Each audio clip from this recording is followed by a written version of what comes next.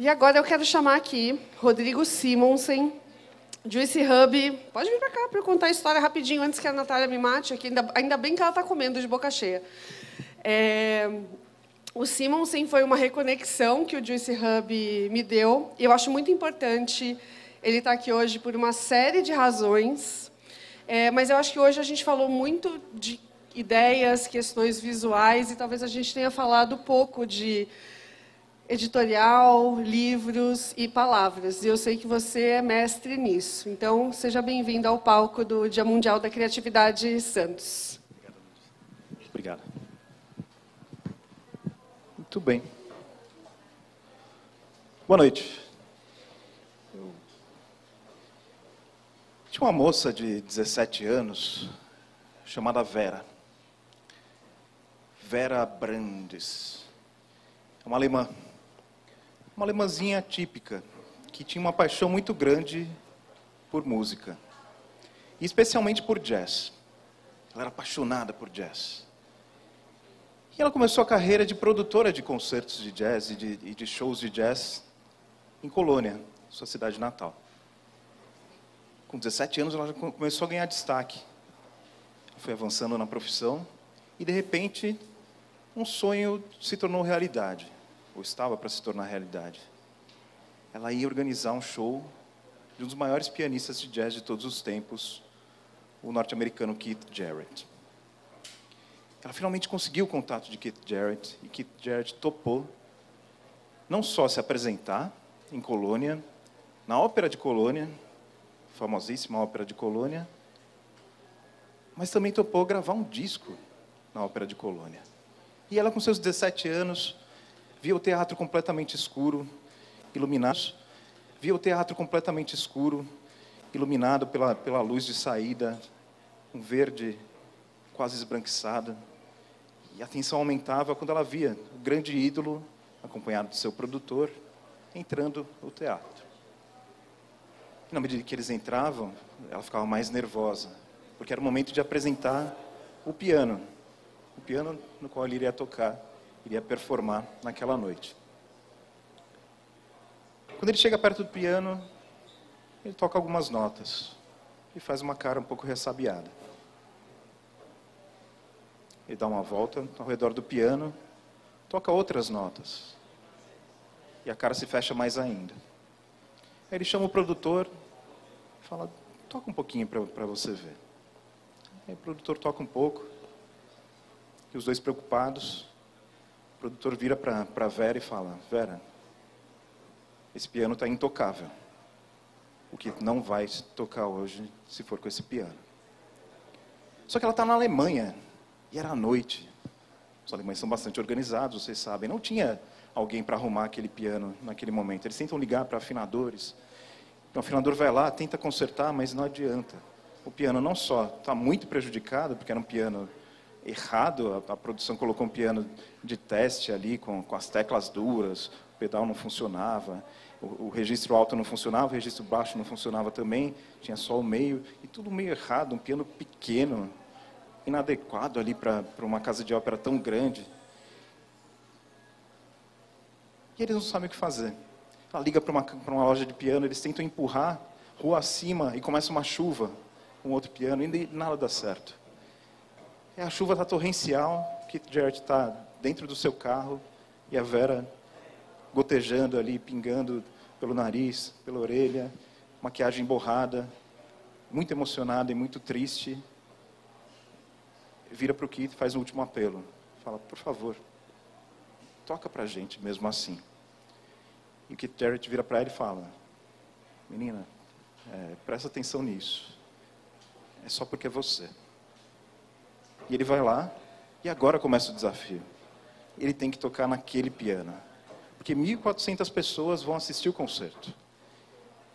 E se ele não tocar, ou se não for bom, ele é o grande prejudicado. E o que ele faz? Ele senta ao piano e atravessa a adversidade. Então, se ele sabia que o registro alto e o registro baixo não estavam funcionando muito bem, ele toca muito mais no meio. E no meio dá uma sensação de transe. É dinâmico e é melodioso ao mesmo tempo.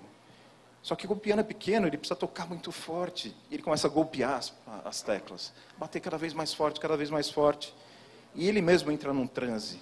Ele levanta, toca de pé, grunhe e realmente se dedica a atravessar essa dificuldade.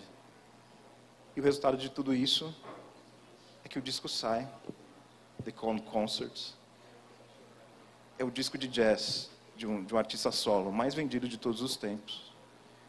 É o disco de piano solo mais vendido de todos os tempos, 3,5 milhões de cópias. E ali é uma prova de que a criatividade muitas vezes mora aí. Ela mora na dificuldade. Não só no atravessar a dificuldade, mas por causa da dificuldade. E é essa defesa que eu gostaria de fazer aqui para vocês, nesses poucos minutos que a gente tem. Gostaria de relatar alguns casos e contar alguns experimentos que mostram justamente isso. A gente vive num mundo que é obcecado pela ordem. É um mundo que olha para a sua mesa de trabalho e, se ela estiver um pouco bagunçada, e a minha normalmente está, vai te olhar com olhos de crítica. É um mundo que te obriga a apagar a sua caixa de e-mails, deixá-la zeradinha. É um mundo que te obriga a uma retidão. Benjamin Franklin bota como um dos grandes princípios o princípio da ordem. Só que será que o profissional criativo precisa muito da ordem? Eu não quero fazer aqui também uma defesa do caos completo. Claro que o caos completo ele pode atrapalhar muito. Mas se a gente abraçasse um elemento de caos, um elemento complicador, será que não poderia ser bom nas nossas atividades justamente criativas? Será que não seria justamente isso que nos estimularia que a gente buscasse outros caminhos? Será que a diversidade não é positiva? Porque o que é a diversidade, se não exatamente isso? A busca de elementos estranhos, que muitas vezes não conversam, mas que têm um bem comum, eles necessitam chegar a algum lugar, e, de repente, pela força da coletividade, pela força dos caminhos diversos que cada um pode seguir, eles chegam nesse objetivo comum. E, normalmente, chegam de um jeito muito melhor. Existem muitas e muitas pesquisas que apontam justamente para isso. Equipes mais diversas, muitas vezes, são equipes mais bem-sucedidas, com resultados práticos muito melhores.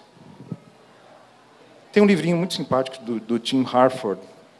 Ele é conhecido por um livro que chama O Economista Clandestino, que fez bastante sucesso. Esse livro não fez muito. Eu tenho essa edição que saiu, é uma edição limitada, que saiu pela Empíricos, que chama Messi, mas depois o livro saiu para uma outra editora chamada Caos Criativo. Vocês conseguem encontrar com mais facilidade. E tem um trechinho que eu acho muito bom aqui, que eu vou ler para vocês.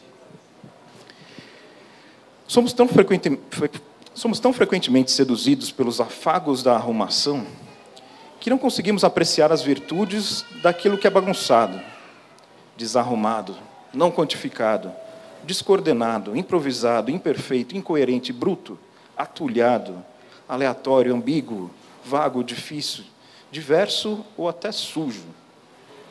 O discurso roteirizado interpreta de maneira errada a energia do salão. O comandante cuidadoso é desorientado por um oponente mais impetuoso. O escritor é, por um feliz acaso, inspirado por uma distração qualquer. As metas pontificadas criam incentivos perversos. Os trabalhadores no escritório organizado se sentem indefesos e desmotivados. Um intruso desestabilizador irrita a equipe, mas traz um insight novo em folha. O funcionário com a caixa de entrada bagunçada, no fim, realiza mais coisas. Encontramos alma gêmea quando ignoramos os questionários do site. As crianças correndo soltas pelo terreno baldio não somente se divertem mais e aprendem mais coisas, mas também, contraintuitivamente, sofrem menos acidentes. Eu vou contar outros exemplos, então, de que esse pequeno elemento de caos pode colaborar.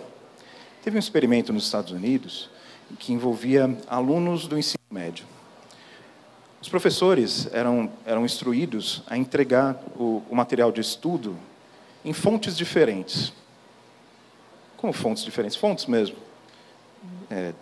Uma parte da sala ia receber um material impresso em Times New Roman, outra em Helvética, são duas fontes com uma leitura muito, muito tranquila, mas outros iam receber material de estudo em fontes muito esquisitas, Comic Sans, aquelas fontes cursivas que a gente tem a dificuldade de ler com velocidade. E aí depois, no final do semestre, qual foi o resultado do experimento? Que justamente aqueles que tiveram que ler nas fontes mais complicadas foram os que obtiveram melhor desempenho nas provas. E por quê? Porque justamente eles tiveram que se dedicar um pouco mais. Na medida em que você encontra esse elemento estranho, você necessita de mais atenção. Você precisa estar com um estado de espírito mais presente. E aí, óbvio, você vai pensar mais sobre aquilo que você leu, você vai ler com mais lentidão, e por conta disso você mesmo vai prestar mais atenção.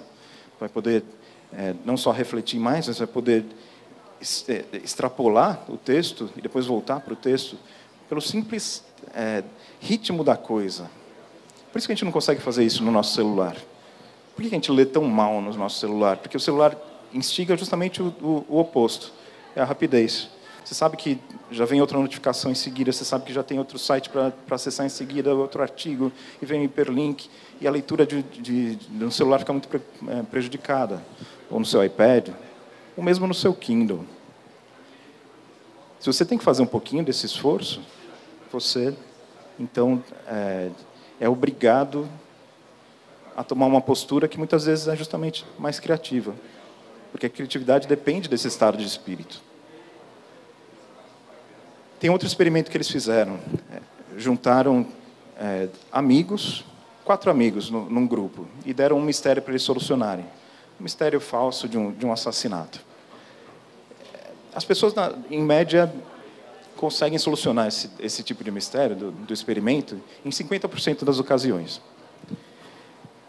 Isso normal, se forem 4 amigos. Mas aí o experimento era justamente adicionar um elemento estranho. Retiram dos amigos, colocam uma pessoa que ninguém conhece. Todo mundo já teve essa experiência, seja na escola, seja na faculdade, seja no trabalho. Você tem que lidar com o diferente. E aí você lidar com o diferente, muitas vezes é chegar a pontos que você sozinho não seria capaz, que pessoas parecidas com você não seriam capazes. Você tem que discutir mais, você tem que harmonizar muito mais, você tem que lutar um pouco contra esse caos. E o que acontece é que, no resultado do experimento, mais uma vez, 75% dos casos eram solucionados, em vez de 50% da média. Você vê, mais uma vez, esse elemento de caos presente ali, colaborando para que o ambiente de criatividade surja. Eu tenho tentado aplicar isso também na nossa empresa. Eu sou diretor de comunicação aqui, de conteúdo do Novo Mercado, não sei se vocês conhecem, é uma escola de negócios digitais aqui de Santos, que tem dezenas de milhares de alunos aí, país afora e também fora do Brasil.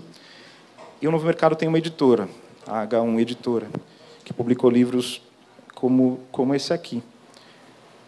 Esse não é um livro de design, esse é um livro de negócios. Tem elementos diferentes, ele é completamente ilustrado, colorido. No nosso processo ali de brainstorming, eu tento inserir justamente esse elemento de dificultador. Como é que eu faço isso? Eu chamo pessoas de equipes completamente diferentes da nossa. O pessoal de livros, naturalmente, está mais habituado ao ritmo do mercado editorial, às práticas antigas do mercado editorial, onde as coisas meio que se repetem há muitos e muitos anos, muitas e muitas décadas ou até muitos séculos.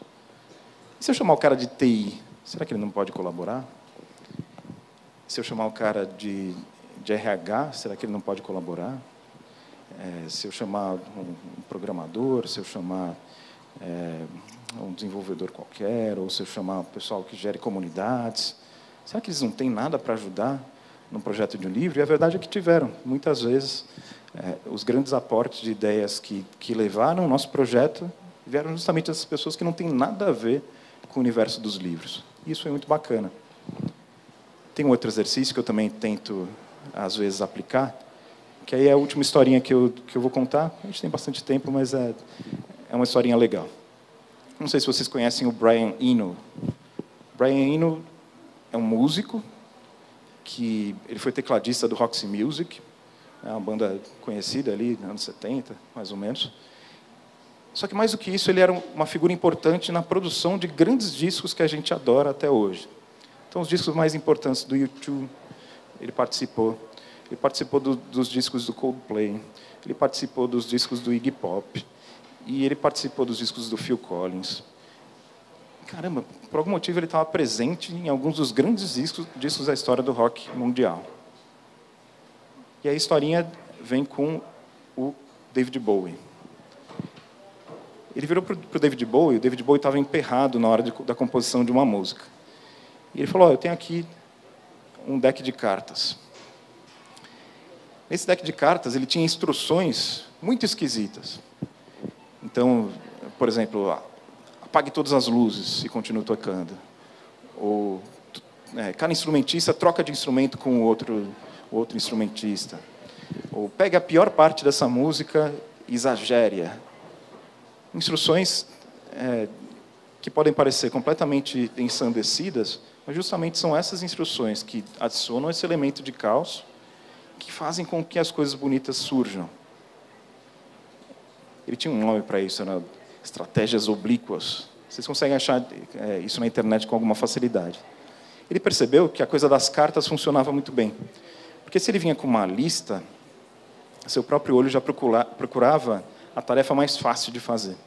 Então, você escolhia uma que era mais ou menos confortável, e a verdade é que a criatividade muitas vezes está para além do seu conforto. Então, se ele dá uma carta, você tem que cumprir aquela tarefa. E esse é um exercício muito fácil de você aplicar nas suas equipes. Monte um deck de cartas com instruções muito malucas. De repente, você vai ver que justamente esse momento de caos vai ser o seu piano intocável. Você vai perceber que adicionar aquilo que pode parecer muito confuso, aquilo que pode parecer a bagunça, que seria chamado de desordem, é o que vai trazer ordem lá no final. É o que vai fazer com que você atinja as suas potencialidades. Então, se eu tenho uma mensagem aqui para deixar para vocês, é essa. Abracem o caos. Um pouquinho de caos. Que eu tenho certeza que os projetos de vocês vão se desenvolver muito mais. Muito obrigado.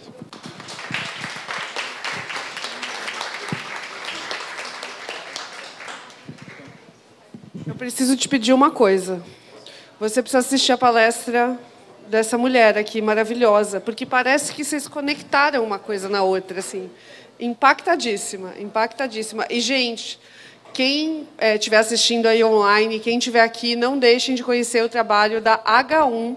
Sério, é aquelas ideias que eu já te falei isso, né? Ideias que eu gostaria de ter tido, a H1 é uma delas. Os livros são obras de arte, gente, sensoriais, são obras-primas, inclusive o Marketing, uma história de amor. Cara, é um livro que o Simonsen falou, nossa, é um livro de marketing. Você usou uma palavra assim, não, uma coisa básica no marketing. O negócio, gente, é um mergulho maravilhoso. Agarrei para mim, agarrei para minha vida. Então, conheçam o trabalho da H1, do Simonsen, realmente é extremamente impactante. Obrigada de coração. Vou te chamar muitas vezes, hein? Muito obrigada.